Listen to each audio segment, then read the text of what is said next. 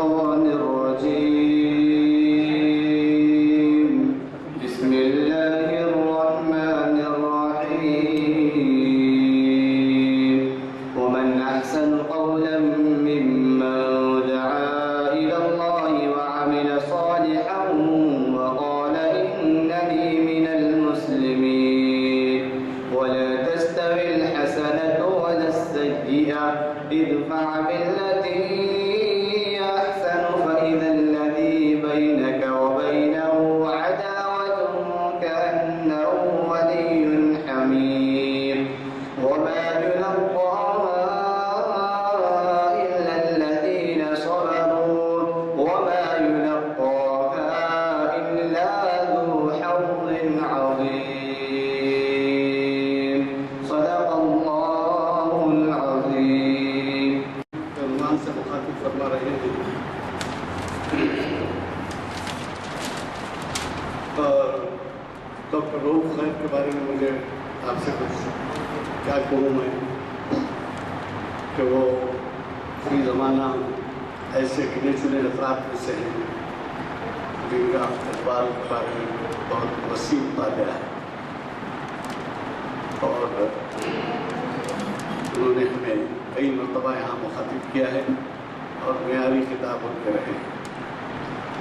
آپ اس سے یہ لگائیے کہ نہ صرف آپ کے محافل کو گرماتے ہیں بلکہ اقبالیات پر ان کا جو کام ہے اخبارات کے ذریعے بھی اس کی تشہیر ہوتی ہے اور وہ نمایاں مقامات دیے جاتے ہیں اخباروں میں ان کے خیالات. حضرات جیسے کہ میں اس سے پہلے بھی کہتا آیا ہوں آج کا عنوان تو پہلے یہ ہے کہ اقبال اور فرزند عالم کی. اس سے پہلے بھی میں کہتے آیا ہوں کہ ہمیں ماہ رمضان میں محافل کرنے کا سلسلہ روک دینا پڑتا ہے اور اس کے بعد پھر ماہ رمضان کے بعد عید الفطر کے بعد پھر یہ سلسلہ جاری ہو جاتا ہے. تو ہماری تکلیف جو نشست رہیں گی وہ ایک ہفتہ اور رہیں گی اور اس کے بعد جو ہے رمضان کی چھٹیاں رہیں گی. تو میری گزارش ہے کہ آپ حضرات سے ایک ہفتے میں ہونے والے محافل کو ضرور اس میں تشریف فرمائیں. میں آپ کا زیادہ وقت کے بغیر آج کے مختلف صاحب سے گزارش کروں گا کہ وہ شہر نشین پر تشریف لائیں اور ہمیں اپنی ضروری خیالات سے استفادہ کریں.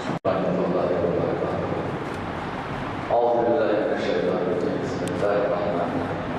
رب اشرح لي صدري ويسر لي أمري واحلل عقدة من لساني يفقهوا قولي. حضرات محترم، اس سے پہلے میں نے اقبال اور عالمگیر کے موضوع پر کچھ اپنے خیالات کا اظہار کیا تھا. اس بار اقبال اور فرزند عالمگیر عالمگیر نے ایک فارسی میں خط لکھا تھا اپنے فرزند کو. وہ کیوں لکھا تھا اور وہ خط کیا تھا اور اقبال نے اس خط کو بنیاد بنا کر ایک نظم کہی. میں وہ پیش کروں گا لیکن سب سے پہلے میں کچھ تبدیلاً عرض کرنا چاہتا ہوں کہ آج دنیا ہی میں نفسی کا عالم ہے. آج دنیا ہی میں نفسی کا عالم ہے. کہا گیا ہے کہ میدان حشر میں کوئی کسی کے کام نہ آئے. میدان حشر میں کوئی کسی کے کام نہ آئے گا. سب کو اپنی اپنی پڑی ہوگی. نہ بیٹا باپ کو پہچانے گا نہ باپ بیٹا کو. رشتے کل عدم ہو جائے. آج ہم یہی صورتحال دنیا میں دیکھ رہے ہیں. اللہ آپ کی اولاد کو آپ کی آنکھوں کی ٹھنڈک بنائے اور اللہ آپ کو اپنے ماں باپ کی قدردانی کر کے ان کی دعائیں لینے والا بنائے. یہ میری دعا ہے. آپ اگر اپنے آس پاس نظر ڈالیں گے تو ایسی اولاد بھی نظر آئے گی جو اپنے ماں باپ کے ساتھ بس سلوکی کرتی ملے گی. انہیں بے یار و مددگار در در کی ٹھوکریں کھانے چھوڑ دیا گیا ہوگا. تاریخ میں ایسی کئی مثالیں اپنے ماں باپ کے ساتھ بدسلوکی کرنے والے اولاد کی مثالیں کئی ہیں. میں چند مثالیں دے کے پھر اورنگزیب عالمگیر تک آؤں گا آپ کے پاس، فرزند عالمگیر تک اورنگزیب تک. یہ دراصل یہ ماں باپ اگر اپنی اولاد کو صحیح تربیت نہیں دیتے ہیں تو یہ تربیت نہ دینے کا قصور ہے کہ اولاد ناخلف نکلتی. بھائی اولاد کیسے ناخلف نکلے گی؟ آپ ذرا سوچئے، کسی بھی بڑی شخصیت کا بیٹا اگر ناخلف نکلتا ہے تو یہ باپ کا قصور ہے، بیٹے کا کیا ہے؟ تو یاد رکھیے، بیٹا اگر ناخلف ہے تو وہ ناخلف نکلنے کا اس کا کوئی وجہ ہو سکتی ہے. ٹھیک ہے، بعض ناخلف اولادیں ماں باپ فارغ الباپ قسم کے لوگ بھی ہوتے ہیں. فارغ الباپ ایک اصطلاح میں نے قائم کی کہ وہ ماں باپ کو نہیں سمجھتے، تو ایسی ناخلف اولادیں بھی ہیں.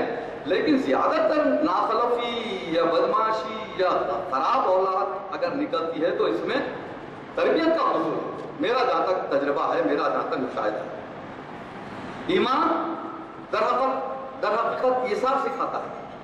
بھائی اگر بچہ ایماندار ہے تو اس کو ایثار کا جذبہ بھی اس میں پیدا ہوتا ہے. اور ایثار اپنے ماں باپ سے زیادہ ایثار کے قابل اور کون ہو سکتا ہے؟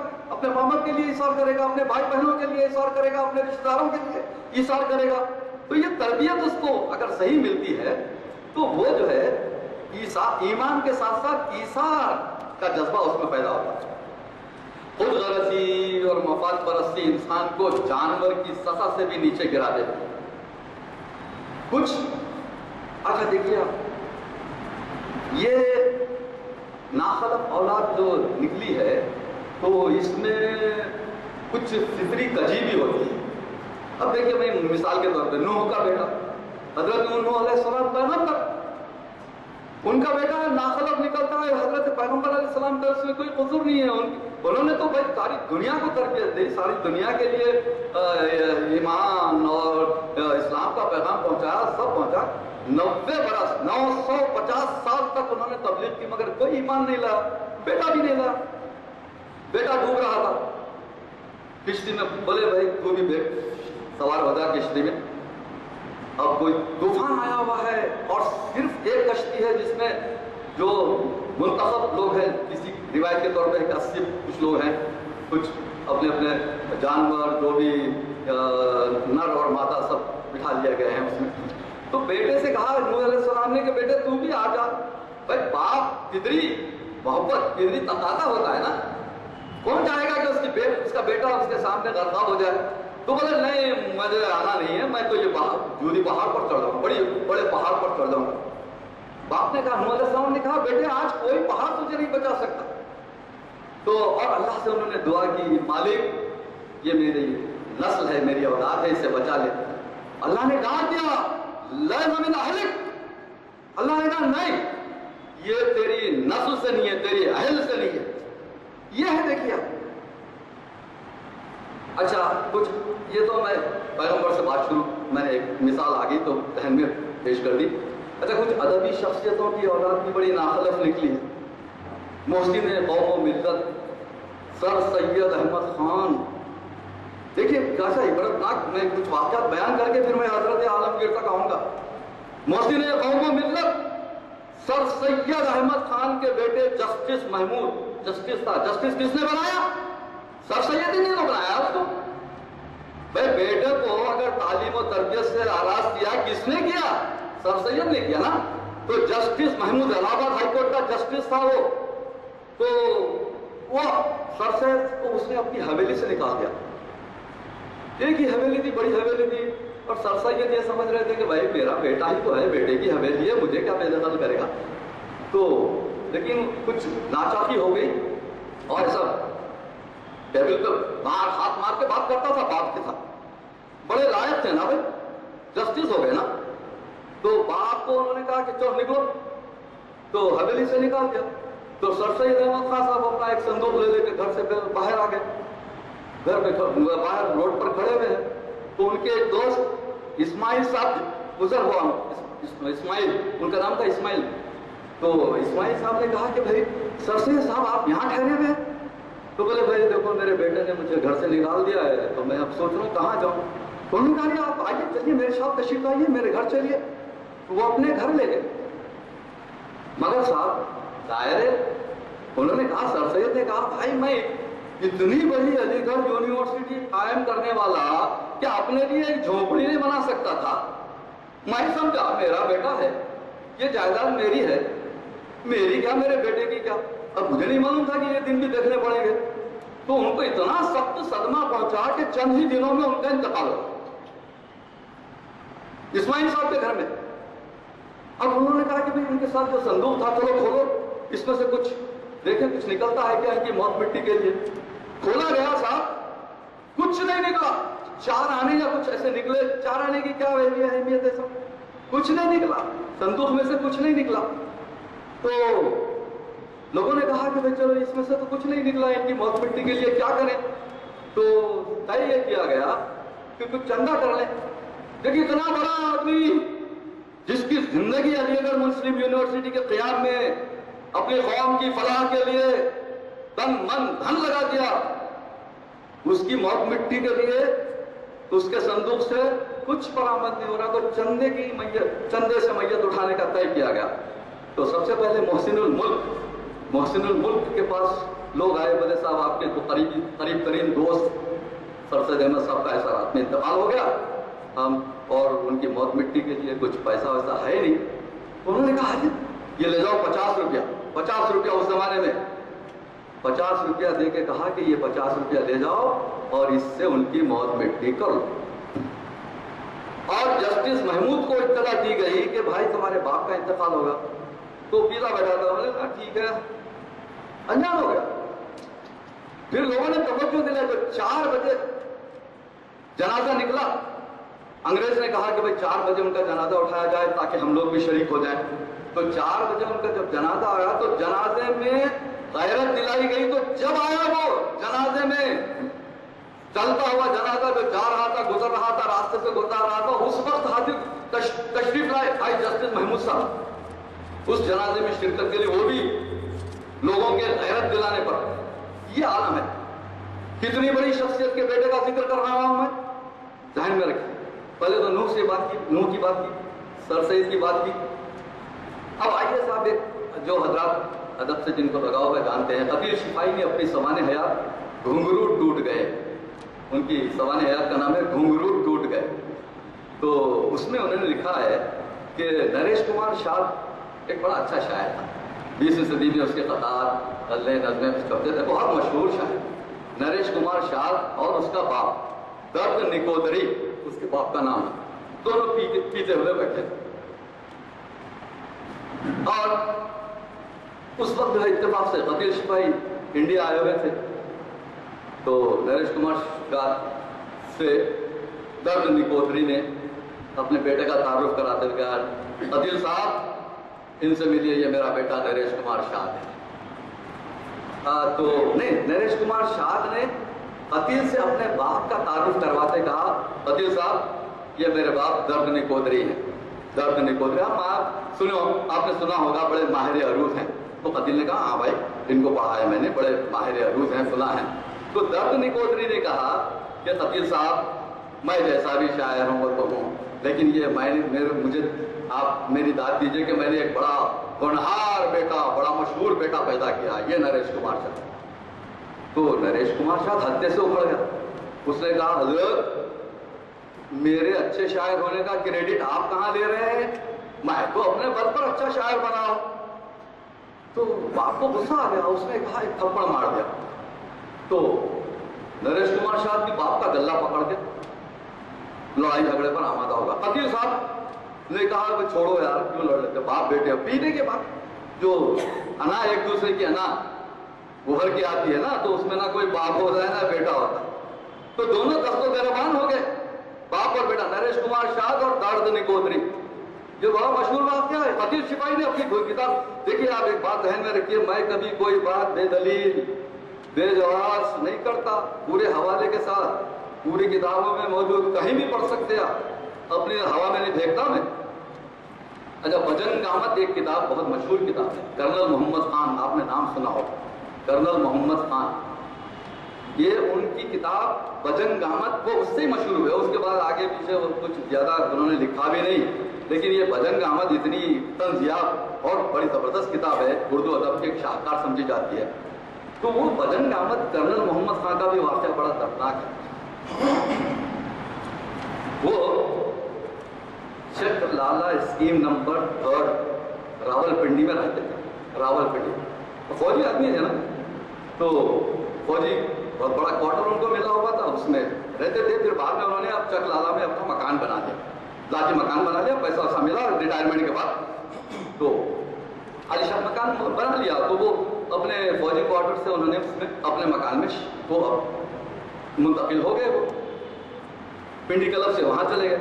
अपने नौतामीर शुदा मकान में मुंतकिल होने के बाद उन्होंने क्या किया कि उनका एक बेटा एक बेटी, तो उन्होंने सोचा कि भाई अब मेरा एक मकान है, अब मैं बूढ़ा हो गया हूँ, रिटायर हो गया हूँ। तो उनका बेटा रहता था अमेरिका में, तो उन्होंने ये किया कि उस मकान को अपने बेटे के नाम गिफ्ट कर दिया, और वो गिफ्ट डीड अमेरिका अपने बेटे के नाम जो था वो भेज दिया। तो बेटा बेचारा बड़ा ज़नूरीत वाक़ हुआ था, जैसे ही उसको गिफ्ट डीड के तौर पर मकान मिला, गिफ्ट डीड मिल गया, तो उसको वो मकान उसने फौरी अपनी बीवी के नाम मुंतकिल कर दिया। तो बीवी ने क्या है, उसने सोचा कि भाई इतना बड़ा मकान रावलपिंडी में बड़ा आलीशान मकान है, और एक बूढ़ा आदमी वहाँ खामखा पड़ा हुआ है, उसको हटा के निकालते हैं और इसको किराए पे चढ़ाते हैं, 40-50 हज़ार हर महीना मिल जाएगा मुझे। तो वो फौरी अमेरिका से रावलपिंडी पहुंच के कर्नल मोहम्मद खां से बोली चलिए हजरत निकल जाइए। तो कर्नल मोहम्मद खां को ये सब नहीं मालूम था, उसने कहा क्यों, कैसे निकलूं, ये तो मेरा मकान है। तो उनकी बहू ने कहा आपका नहीं, ये मेरा मकान है। तो अरे ये तेरा कैसा मकान होगा, भाई ये तो मेरा है। बोले आपने अपने मकान बेटे को गिफ्ट किया था और आपके बेटे ने मुझे दे दिया, अब ये मेरा हो गया, तो कानूनी तौर पर मैं इसकी हकदार हूँ, आप निकलिए। तो कर्नल मोहम्मद खां निकलने पर आमादा नहीं थे। फिर उनके भी दोस्त का नाम इत्तेफाक से इस्माइल, ब्रिगेडियर इस्माइल, वो आए, उनको फोन किया अंदर से, घर में घुस गए, दरवाजा बंद करके घर में घुस गए। और ये सब देखिए अलहमरा में लिखा हुआ, अलहमरा मार्च 2013 या 2014 में ये सारी चीजें आई हैं, ये सब लिखा हुआ है। तो कर्नल मोहम्मद खां साहब अंदर से उन्होंने फोन किया अपने दोस्त ब्रिगेडियर इस्माइल को कि बस देखो यार मेरी बहू आके ये हंगामा मचा रही है, मुझे बेदखल करने पर आमादा हो रही है, अपने भाइयों को ला लिया, पुलिस को ला लिया इसने। तो ब्रिगेडियर इस्माइल आए फौरी कार लेके, आके देखा कि उस बहू से पूछा कि भाई कहाँ है, तो उन्होंने अपने डॉक्यूमेंट बताए, तो डॉक्यूमेंट पक्के थे। तो कर्नल मोहम्मद खां से ब्रिगेडियर इस्माइल ने कहा भाई कर्नल साहब बहू तो हक पर है आपकी, आप उसको कुछ नहीं कर सकते, उसके पास तो डॉक्यूमेंट्स हैं, आपको निकलना ही पड़ेगा। चुनाचे वो भी अपने घर लेके चले गए कर्नल मोहम्मद खां साहब। और कर्नल मोहम्मद खां साहब को इतना दुख हुआ, इतना दुख हुआ, अरे भाई एक आदमी इतने आलीशान पैमाने पर अपना मकान बनाता है और उससे बेदखल कर दिया जाता है, तो दुख नहीं होगा, चाहे वो अपनी औलाद के जरिए हो, बहू के जरिए हो, किसी के जरिए हो। तो वो गए, उसको बहुत दुख हुआ। फिर वो उनकी एक बेटी भी रहती थी रावलपिंडी में, तो वो चंद दिन 15-20 दिन तो इस्माइल खां के पास रहे, फिर बोले यार मेरी बेटी के पास छोड़ दो। मगर उनको इतना दुख हुआ, उनके बेटी के पास गए और इंतकाल कर गए। ये दूसरा वाक़या। और साहब आइए अब एक अकबर इलाहाबादी साहब कैसे जबरदस्त आए थे, आपको जानते ही अकबर इलाहाबादी।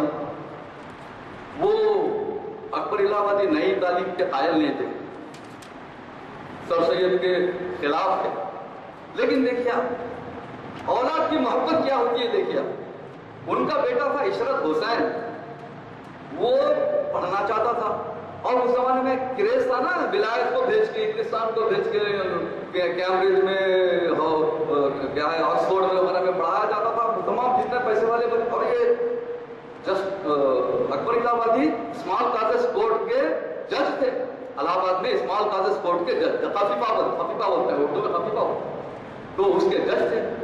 तो इशरत हुसैन को उन्होंने आला तालीम के लिए इंग्लिस्तान भेज दिया, वहां खूब पढ़ लिख के वो बड़े काबिल हो गए। मगर वहां इतने काबिल हो गए कि ना घर को खत लिखते थे, ना माँ बाप को, उस जमाने में तो खैर फोन वगैरह तो था नहीं, उधर इतना आम नहीं था, खत भी नहीं लिखा, फोन भी नहीं लिखा। तो यहां से उन्होंने अकबर इलाहाबादी ने अपने बेटे के नाम एक मंजूम खत लिखा।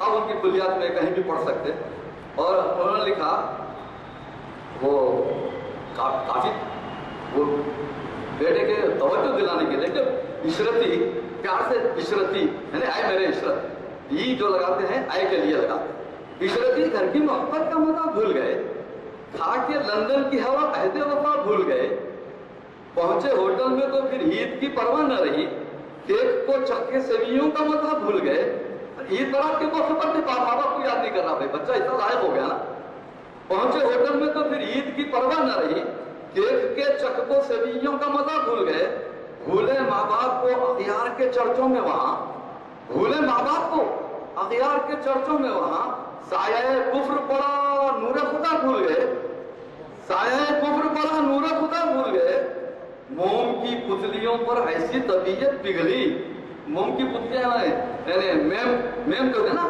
تو موم کی پتلیوں پر ایسی طبیعت پگھلی چمن ہند کی پریوں کی ادا بھول گئے چمن ہند کی پریوں کی ادا بھول گئے کیسے کیسے دل نازک کو دکھایا تم نے کیسے کیسے دل نازک کو دکھایا تم نے خبر فیصلہ روز جزا بھول گئے خبر فیصلہ روز جزا بھول گئے بغض ہے اہل وطن سے جو وفا میں تم کو بغض ہے اہل وطن سے جو وفا میں تم کو کیا بزرگوں کی وہ سب جود و عطا بھول گئے کیا بزرگوں کی وہ سب جود و عطا بھول گئے جو بزرگوں نے جو کچھ تمہارے ساتھ سلوک کیا اچھا برتاؤ کیا نقل مغرب کی ترنگ آئی تمہارے دل میں نقل مغرب کی ترنگ آئی تمہارے دل میں اور یہ نکتہ کہ میری اصل ہے کیا بھول گئے اور یہ نکتہ کہ میری اصل ہے کیا بھول گئے اور آخری شعر ہے کیا تعجب ہے جو لڑکوں نے بلایا گھر کو کیا تعجب ہے جو لڑکوں نے بلایا گھر کو جبکہ بوڑھے روش دین خدا بھول گئے جبکہ بوڑھے روش دین خدا بھول گئے یہ دراصل سر سید پر چوٹ ہے کیونکہ سر سید وہ روش دین خدا بھول گئے انگریزوں کا ساتھ دے رہے تھے تو وہ اس پر بھی چوٹے ہوئے شعر مگر اصل پورے بچوں کو توجہ دلائے اور ایک سنیے بڑا دلچسپ یہی عشرت حسین صاحب مغرب سے اعلیٰ تعلیم حاصل کر کے لوٹے تو اعلیٰ عہدے پر فائز ہوئے کلیکٹر ہو گیا بھائی بچہ اس زمانے میں آتے تھے نا بڑے بڑے عہدوں پر آتے کوئی بیرسٹر ہو جاتا کوئی کلیکٹر ہو جاتا تو بھائی آگے بڑے عہدے پر فائز ہو گئے تو ایک گھریلو تقریب میں مغربی تہذیب یافتہ کسی دوست نے پارٹی چل رہی گھر میں تو مغربی تہذیب یافتہ ایک دوست نے پوچھا یہ جو اکبر الہ آبادی بڑے شیروانی ٹوپی روبی ٹوپی وغیرہ پہنے ہوئے رہتے تھے حیات قضائی ان کی ایسی تھی معلوم ہوتا تھا بڑا فقیر منش الگ مزاج آدمی ہے تو ان کی طرف اشارہ کر کے عشرت حسین سے ان کے دوست مغربی تعلیم یافتہ انگریز کوئی دوست ان سے پوچھا کوئی سر فیلو یہ کون ہے یار تو عشرت حسین صاحب نے ٹالنے والے انداز میں کہا ہی از مائی فرینڈ یہ میرا دوست ہے تو اکبر الہ آبادی کے کان میں وہ جملہ پڑ گیا اور اکبر الہ آبادی اسماعیل قاضی کورٹ کے جج جیسا کہ میں نے بتایا آپ سے بھائی حیات قضائی شیروانی ٹوپی رہی تو کیا ہوا بھائی آدمی پڑھا لکھا آدمی ہے انہوں نے جب وہ سنا یہ جملہ ہی از مائی فرینڈ تو انہوں نے کہا I am not his friend, I am his mother's friend. میں اس کا دوست نہیں اس کی اماں کا یار ہوں. I am not his friend, I am his mother's friend. یہ ہے دیکھیے اولاد جب زیادہ قابل ہو جاتی ہے نا تو باپ کو مائی فرینڈ بول رہا. اچھا صفیہ اختر کو تڑپنے کے لیے بھوپال میں چھوڑ کے جانثار اختر صاحب بامبے میں کسی اور عورت کے ساتھ شادی وادی کر لی مزے لوٹ رہے تھے تو یہ بیچاری صفیہ اختر خط پر خط لکھ رہی تھی. وہ پورے خطوط آپ دیکھ لیجیے زیر لب کے عنوان سے وہ خطوط شائع ہوئے. صفیہ اختر جانثار اختر کی بیوی. تو جانثار اختر سے دیکھیے آپ ایک قسم کی نفرت پیدا ہو گئی جاوید اختر کو. جاوید جادو کہلاتا تھا, جاوید چھوٹا تھا اس وقت. تو جاوید اختر اسٹرگلنگ کا پیریڈ تھا, ان کا اسٹرگل پیریڈ تھا. وہ بمبئی سے مدراس تک بھی جاتے تھے اپنے وہ فلمی دنیا میں کام کی تلاش میں. اس زمانے میں بہت پریشان حال تھے تو گلبرگے بھی اتر جاتے, کبھی کہیں اتر جاتے, اتر کے جو ہے وہ لوگوں سے بولتے کہ بھائی میں ایسا جانسار اختر کا بیٹا ہوں، میرا سوٹ کیس گم ہو گیا، میرا پرس کسی نے مار دیا ٹرین میں، ذرا میری مدد کر دیجیے، میں مدراس جا رہا ہوں۔ تو لوگ اب یہ سمجھتے کہ بھائی جانسار اختر کا بیٹا ہے، ادبی برادری جانتی ہے نا، جانسار اختر کو تو جانتی، چنانچہ تو چندہ وندہ جمع کر کے ان کو دے دیا جاتا۔ تو یہ خبر جانسار اختر کو ملی تو اس نے اخبارات میں اعلان کروا دیا کہ کوئی لڑکا میرے بارے میں یہ کہتا ہے کہ میں اس کا باپ ہوں، وہ میرا بیٹا ہے اور آپ سے ادبی برادری کو ٹھگ رہا ہے، اس کی کوئی مدد نہ کی جائے۔ وہ بیچارہ اب اس کا مدد اب لوگوں کو مطلب شاید یہ اوریجنل جاوید اختر نہیں ہے، یہ کوئی اور ہے جو خامخواہ جائے والا، لہٰذا اس کی مدد کرنا بند کر دیا۔ آپ دیکھیے اس کے بعد نتیجہ کیا ہوا، دیکھیے آپ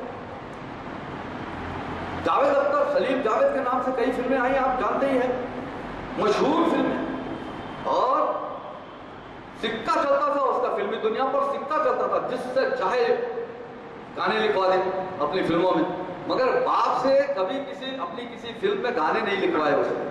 باپ سے سخت نفرت کرتا تھا، وہ ساحل لدھیانوی کے پاس جاتا تھا، ضرورت کے موقع پر 100 روپیہ 150 روپیہ لے لیتا، 100 روپیہ لے لیتا، 100 روپیہ دیتا تھا، ساحل اس کو وہ لے کے چلے جاتا تھا، مگر وہیں پڑا رہتا تھا جانسار اختر، مگر ساحل کے گھر پہ پڑا رہتا تھا، لیکن یہ ساحل سے مل کے پیسہ لے کے نکل جاتا، باپ کی صورت نہیں دیکھتا تھا۔ تو یہ صورتحال تھی اولاد کی، باپ کی، کیوں ایک دوسرے کے ساتھ رویہ اچھا نہیں، جیسا کہ میں نے کہا تربیت نہیں ہو رہی ہے، نہ باپ تربیت کر رہا نہ بیٹا اس کو، بھائی تربیت کرے گا تو بیٹا بھی اس کی قدر کرے گا۔ اچھا اور آ جائیے اب آپ، کیونکہ محفل اقبال شناسی ہے، علامہ اقبال کی طرف آتے ہیں ہم۔ خود علامہ اقبال کے لائق و فائق فرزند جسٹس ڈاکٹر جاوید اقبال نے اپنی خود نوش اپنا غریباں چاک، لیکن میں نے عرض کیا میں اپنی طرف سے کوئی بات نہیں کر رہا ہوں، اپنا غریباں چاک ان کی خود نوشت ہے جو سنگ میل پبلیکیشنز لاہور سے شائع ہوئی ہے، اس کا نیا ایڈیشن آیا 2006 میں۔ تو اس میں جاوید اقبال نے بڑی صاف گوئی سے کام لیتے ہوئے لکھا، فرقہ ملامتیہ کی طرح انہوں نے صاف صاف لکھا، والد یعنی علامہ اقبال کی وفات کے بعد میں ان کے نافذ کردہ ڈسپلن سے آزاد ہو گیا۔ میں اقبال چاہتے تھے کہ بھائی بچہ ڈسپلن میں رہے، تربیت اس کی کرنا چاہتے تھے، لیکن جیسے ہی اقبال کا انتقال ہوا، فرزند جاوید اقبال لکھ رہے ہیں اپنی زمانے حیات میں کہ جیسے ہی ان کا انتقال ہوا میں ڈسپلن سے آزاد ہو گیا۔ جن باتوں سے انہوں نے منع کر رکھا تھا، یعنی اقبال نے جن باتوں سے منع کر رکھا تھا، میں نے بڑی رغبت سے ان میں سے ہر ایک کو اپنایا، صحیح و غلط میں سے غلط اور نیکی و بدی میں بدی کا راستہ منتخب کرنا بہتر سمجھا۔ اگر سر شام گھر میں رہنے کا حکم تھا تو میں آدھی رات سے پہلے گھر میں قدم نہ رکھتا تھا۔ سینما دیکھنا اگر منع تھا تو ہر روز 2 بلکہ 3 شو دیکھتا۔ روزمرہ کے باورچی خانے کے حساب لکھتے وقت پیسوں میں گھپلا کرتا تھا۔ رنگ برنگی ریشمی قمیصیں دیکھیں، ریشمی آپ کو معلوم ہے مرد کے لیے ریشم حرام، عورت پہن سکتی، تو رنگ برنگی ریشمی قمیصیں، مہنگے ولایتی بوٹ، یورپی انداز کے سلے ہوئے سوٹ، نیک ٹائیاں، اوور کوٹ، دستانے اور فیلٹ ہیٹ زیب دن کرتا، میں نوشی، یورپی طرز کے رقص اور رات کے کھانے کے لیے معروف جگہوں پر جاتا۔ یہ عالم ہے اس کا جسٹس جاوید اقبال صاحب کا، جو علامہ اقبال کے فرزند ارجمن ہے۔ اور تو اور جاوید اقبال کو بہت گناہ گزرتا ہے جب لوگ انہیں علامہ اقبال کے حوالے سے یاد کرتے ہیں، ان کی آنکھ کو ٹھیس لگتی ہے، ارے کیا بھائی میں جسٹس، میں بڑا آدمی، کہ علامہ اقبال کا بیٹا، علامہ اقبال کا بیٹا، کب تک بولیں گے مجھے؟ تو ان کی آنکھ کو ٹھیس لگتی تھی۔ اس کا اظہار انہوں نے اپنی سوانح عمری اپنا غریباں چاک میں کھل کر کیا۔ حالانکہ اقبال سے تعلق کو اعزاز کے بجائے بوجھ سمجھنے والے جسٹس ڈاکٹر جاوید اقبال جو کچھ ہیں، تھینکس ٹو اقبال ہی تو ہیں، تھینکس ٹو اقبال ہی تو ہے نا بھائی جاوید اقبال کو پہچانیں گے ہم کس سے؟ علامہ اقبال کے حوالے سے ہی تو پہچانے جاتے ہیں نا آج بھی۔ اب ان کے کیا کیا کارنامے ہیں وہ سب وہ ان کی سوانح حیات میں انہوں نے خود لکھ دیے ہیں. فرقہ ملامتیہ کے فرد کی طرح انہوں نے خود لکھ دیا ہے. اس پر میرا ایک بڑا مضمون بھی ہے، وہ کبھی پھر کبھی. اچھا اب آئیے صاحب میں اپنے موضوع سے قریب آ رہا ہوں. قطب شاہی سلطنت کا بانی سلطان قلی بڑی لمبی عمر پانے کی وجہ سے اپنے بیٹے جمشید قلی کی آنکھوں میں کھلنے لگا. سلطان قلی اپنے حیدرآباد کا قصہ ہے. چنانچہ اس نے باپ کا قتل کر کے حکومت سنبھالی. جس نے جمشید قلی. اچھا دیکھیے آپ گولکنڈے میں 7 گنبد آپ نے دیکھے ہوں گے، اس میں جمشید قلی کی جو گنبد ہے سب سے خوبصورت گنبد وہی ہے. ساری گنبدیں 4 پہلو کی ہیں مگر یہ جمشید قلی کی 8 پہلو ہے. بڑی خوبصورت ہے، 2 منزلہ ہے، بڑی خوبصورت ہے. اس میں جانے کا راستہ بھی تھا لیکن کچھ لوگ گرنے لگے وہاں سے تو وہ بند کر دیا گیا، یا کچھ اور کرنے لگے وہاں عیاشیاں ہونے لگی تو وہ بند کر دیا گیا گنبد، مگر بڑی خوبصورت گنبد ہے. تو جمشید قلی صاحب نے کیا کیا، جو قلعے گولکنڈہ قلعے کے سامنے جامع مسجد ہے وہاں اس نے قتل کروا دیا. کسی نے کہا قتل کیا ہے، کسی نے کہا قتل کروا دیا. پر منظر مقصد یہ تھا کہ بھائی اب کہاں تک یہ لمبی عمر پا کے وقت خراب کر رہے ہیں، ہمارا ہم بھی تو بادشاہ بننا ہے ہم کو بھی. یہ تو سلطان قلی کا قتل اس نے کروا دیا. تو اس کا ایک بھائی تھا ابراہیم قلی، جو محمد قلی قطب شاہ صاحب دیوان، پہلا صاحب دیوان شاعر جو گزرا، اس کا باپ ابراہیم قلی. تو وہ ابراہیم قلی جو اس کا بھائی تھا جمشید قلی کا بھائی، تو وہ بھاگ گیا، ڈر کے بھاگ گیا. بولے بھائی باپ کو مارنے والا مجھے بھی مار دے گا. چنانچہ وہ بھاگ کے ورنگل کے راجا کاکتیہ فیملی کا جو راجا تھا اس کے بعد اس نے پناہ لی اور وہاں اس کی بیٹی بھاگیہ رتی سے اس نے شادی کی. اب راجا ظاہر کاکتیہ خاندان کا بڑا راجا تھا، جب وہ داماد بن گیا ابراہیم قلی تو اس نے کہا کہ چلو ٹھیک ہے میں کوئی فوج دیتا ہوں، تم جاؤ حملہ کرو بھائی کو مارو. اور تو وہ واپس آیا فوج ووج لے کے، اور جب اس وقت تک جمشید قلی کے بجائے سبحان قلی آ گیا تھا، اس کا بیٹا آ گیا تھا، تو وہ اس پر اس کو ختم کر کے تخت پر قبضہ ابراہیم قلی نے کر لیا. یہ ہے ہمارے گولکنڈے کے سلطان قلی کے بیٹے جمشید قلی کا واقعہ. اب آئیے صاحب میں اپنے موضوع پر آ رہا ہوں. اورنگزیب عالمگیر تقریباً 90 برس کا ہو گیا، 90 برس کا ہو گیا، 90 برس تک تقریباً حکومت کی اس نے. تو 50 سال اس نے مغلیہ سلطنت پر اپنا اقتدار جمائے رکھا. اور یہ بات اس کے بیٹے ابو المعظم شمس الدین محمد کو کھل گئی.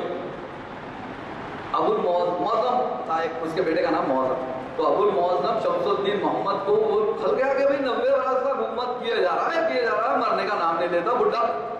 تو یہ بات اس نے اپنے باپ کی درازی عمر سے تنگ آ کر اس نے ایک نجی محفل میں، پرائیویٹ محفل میں اپنے مصاحبوں سے یہ بات کہہ دی کہ بھائی تخت و تاج کے انتظار میں ہمارے بال سفید ہو گئے یار، ہم بوڑھے خود بوڑھے ہونے کو آ رہے ہیں، آخر یہ بڈھا کب جائے گا.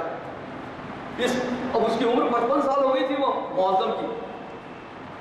تو عالمگیر کو موت ہی نہیں آتی، بڑی تشویش تھی اس کو. خدا کرے وہ جلد اس دنیا سے جائے اور میری دلی آرزو پوری ہو. یہ بات اورنگزیب کے بیٹے نے ایک نجی محفل میں کہی. بھائی اورنگزیب کی تو ظاہر ہے بھائی بادشاہ، اتنا بڑا بادشاہ، تو اس کے مصاحبوں میں جو کچھ تھا کسی مخبر نے یہ اطلاع اورنگزیب تک پہنچا دی. تو اورنگزیب نے اس کو فارسی میں خط لکھا. یہ ساری تفصیل دیکھیں پیام مشرق کے جو شرح ہے پروفیسر یوسف سلیم چشتی نے جو لکھی ہے اس میں یہ خط ہے، یہ واقعہ ہے.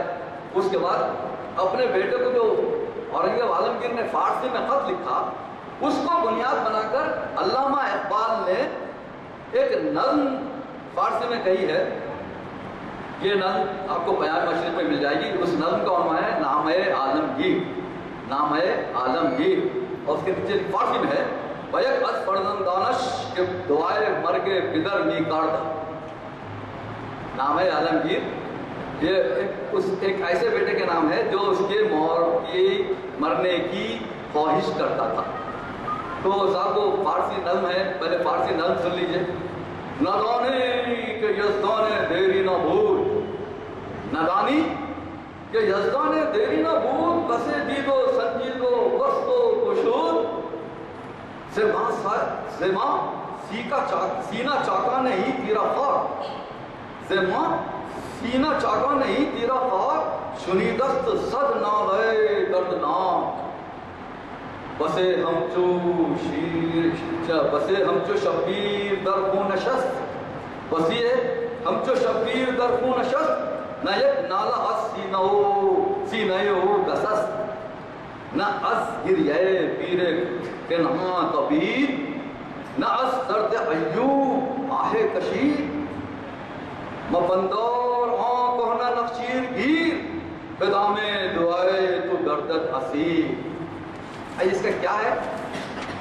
اس کی صراحت دیکھیے کہ عالمگیر نے اپنے خط میں اپنے بیٹے کو لکھا کہ کیا تو نہیں جانتا کہ ہمیشہ ہمیشہ سے ہمیشہ ہمیشہ تک رہنے والا اللہ تعالیٰ زمانے کی اونچ نیچ سے خوب واقف ہے، ازل سے ابد تک رہنے والا زمانے کی اونچ نیچ سے خوب واقف ہے۔ اس نے لوگوں کو اچھی طرح دیکھا اور ان کی اوقات کے مطابق انہیں تولا۔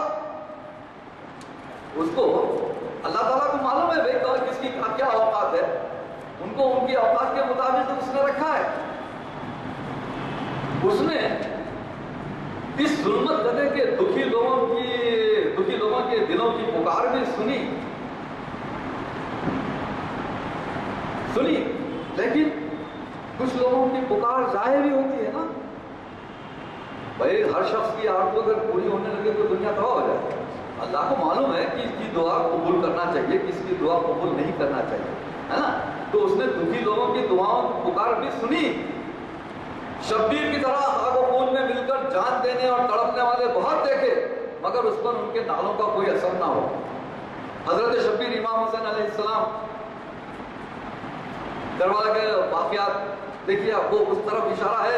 اقبال کا شعر کہا نا اقبال نے کہ بسے ہم جو شبیر در خون نشست، نہ یک نالا سینہ ہو گسست۔ دیکھیے شبیر خاک و خون میں تڑپ رہے ہیں اور بڑی مصیبت جھیل رہے ہیں، لیکن اللہ تعالیٰ نے ان کی دعا قبول نہیں کی، ان کی مدد نہیں کی کربلا کے میدان میں۔ ہاں اللہ کی مرضی، اللہ کی مشیت ہے۔ وہ اپنے بیٹے یوسف علیہ السلام کی یاد میں گریہ و زاری کرنے والے حضرت یعقوب علیہ السلام کی طرف دوسرا شعر میں اقبال کا ہے نا اس میں کہ ناز گریہ پیر کنہاں طبید، ناز درد ایوب آہ کشید۔ پیر کنہاں کا اشارہ ہے حضرت یعقوب علیہ السلام۔ یعقوب علیہ السلام اپنے بیٹے یوسف علیہ السلام کی یاد میں تڑپ رہے ہیں، روتے روتے نابینا ہو گئے، ان کی بینائی زائل ہو گئی۔ تو اللہ تعالیٰ اتنے عرصے تک وہ روتے رہے مگر کوئی اللہ نے ان کی دعاؤں قبول کرنے میں کافی تاخیر کی۔ اس کی مسئلہ ہے، اس کی مشیت۔ عالمگیر وہی کہہ رہے کہ دیکھو میاں، اللہ نے امام علیہ السلام کی دعا قبول کرنے میں تاخیر کی، کوئی وجہ ہے، مشیت ہے اللہ کی۔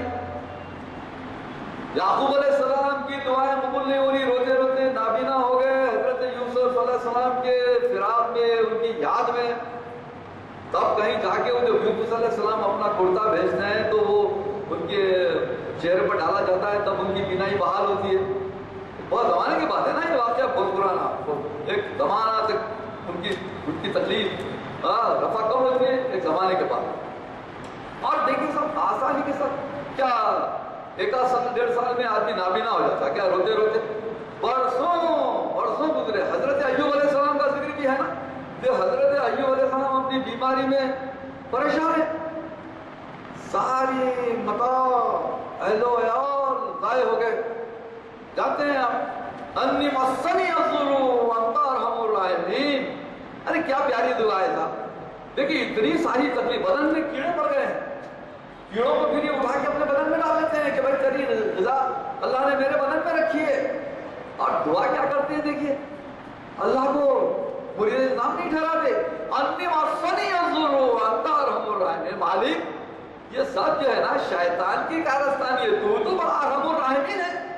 دیکھیے ایوب علیہ السلام، صبر ایوب بہت مشہور ہے نا، تو صبر ایوب برسوں ایک نہیں دو نہیں برسوں گزارنے کے بعد کیڑے پڑ گئے. اس کے بعد جو ہے نا جب ان کو شفا ہوتی, پتھر زمین پر پیر مارنے کے لیے کہا جاتا ہے, پانی سے چشمہ نکلتا برآمد ہوتا ہے, وہ چشمے میں نہا لینے کے لیے کہا جاتا ہے, یہ سب تب کہیں جا کے ان کو شفا ہوتی, تو تب کہیں ان کی دعا قبول ہوتی ہے.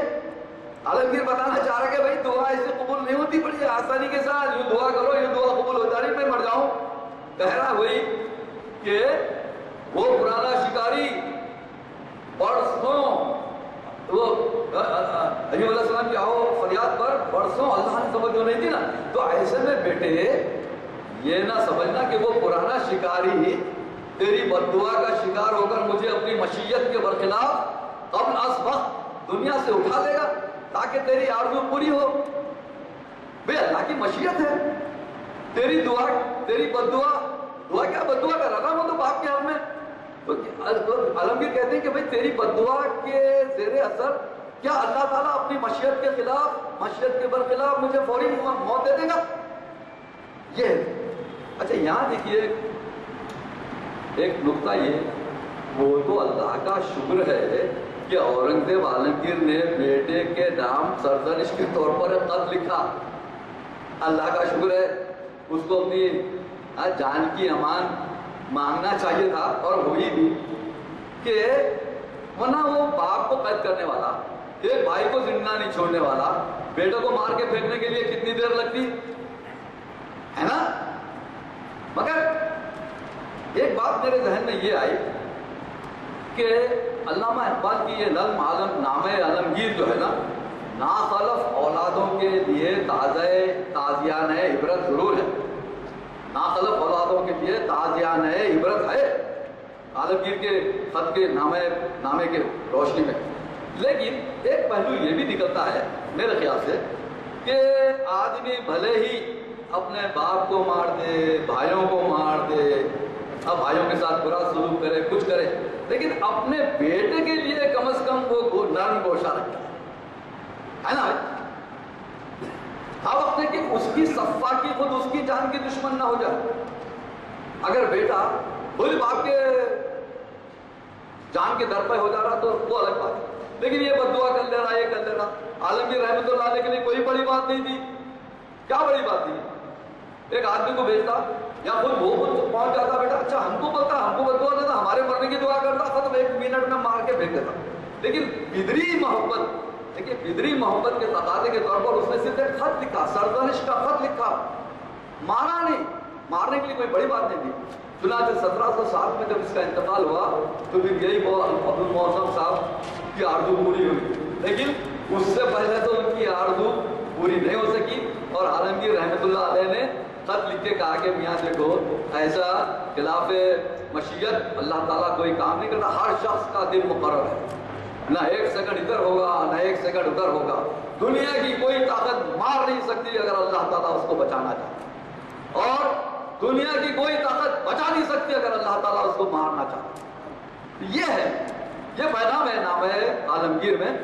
تو یہی اسی نامہ پیغام کو بنیاد بنا کر اقبال نے بڑی پیاری نظم کہی, اور ناخلف اولادوں کے لیے تازیانیہ جیسا کہ میں نے کہا ہے. تو یہ بہت سارے گزرے ہیں, جیسے کہ چند لوگوں کا میں نے ذکر کیا ہے. اللہ ان کو نیک ہدایت دے, اپنے ماں باپ کی قدر کرنا سکھائے. وآخر الحمدللہ رب العالمین. تو مجھے یقین ہے کہ رات کا تیل کیا ہے, صبح تک کے تیل جلتا رہا ہوگا جبکہ مطالعہ کرتے رہے ہوں گے. حضرات آج کی کتاب میں خاص بات یہ ہے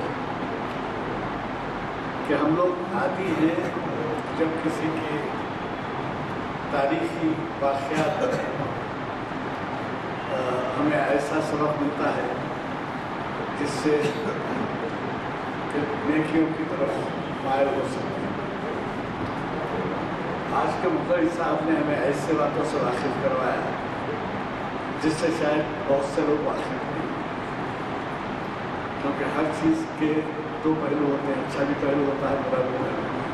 ہم لوگ اچھے پہلو سنتے آتے ہیں, اچھے پہلوؤں کے بارے میں ہمارے پاس پوری مقرری نے توجہ دلائی اور واقعات پیش کی. لیکن ایسی کتابوں کا مطالعہ ذرا کم ہی ہوتا ہے جس میں تنقید ہوتی ہے یا حقیقی واقعات ہوتے ہیں. شاید اگر کسی بڑے آدمی کے بارے میں کبھی کوئی ایک آدھ واقعہ ایسا ہو جائے को एक लतीफ़े के तौर पे होता है, मजाक या दिल लगी या दिलचस्पी की खातिर। वरना यहाँ पर आपने जो पहलू पेश किए, ज़िंदगी के जो पहलू पेश किए, उससे ज़ाहिर होता है कि अल्लाह ताला ने ऐसे बड़ी शख्सियतों को भी ऐसी औलाद दी है कि जो औलाद जो है हमारे लिए एक सबक पेश करती है, यानी खिलाफ वर्जियाँ करके माँ बाप की और ख़ानदान की बुराइयाँ करते हुए और अपनी खुदगर्जी करते हैं। तो आज के पहलू, आज के करीब के ख्यालात में हमें ऐसी बातें सामने आई जो हमें से कई लोग वाकिफ नहीं हैं। यानी यूँ कह सकते हैं कि ऐसा लिटरेचर जिस लिटरेचर में अकायद बयान की, क्योंकि आप मालूम है जब कभी कोई बड़े आदमी की तारीफ़ें करता है तो उसमें वो ऐसी बातें छोड़ देता है जो उसकी ज़िंदगी के तारीख पहलुओं से मुताल्लिक़ होते हैं। तो आज हमारे सामने बाद ऐसे तारीख पहलू है जो शायद हमारे लिए, बहुत से लोगों के लिए पहली दफ़ा पेश हुई। मैं मशकूर हूँ, अल्लाह ताला का शुक्र है कि हमें ऐसी महफिल में शिरकत का मौका मिला जिसमें हमें नए नए ख्याल सब चूँकि दुआ हो चुकी है, महफिल इस गुजारिश के साथ बर्खास्त की जाती है कि सिर्फ एक हफ्ते के महफिल, उसके बाद से रमज़ान के महीने में महफिल बन रहेगा। ज़रूर तशरीफ़ लाइए, खुसूसन हो सके नौजवानों के साथ। फिर आजकल क्रिकेट के शायकीन हैं और रात में 12-12 बजे तक देखने के लिए इसे नहीं हटते और यहाँ महफिल बनाया जाता है।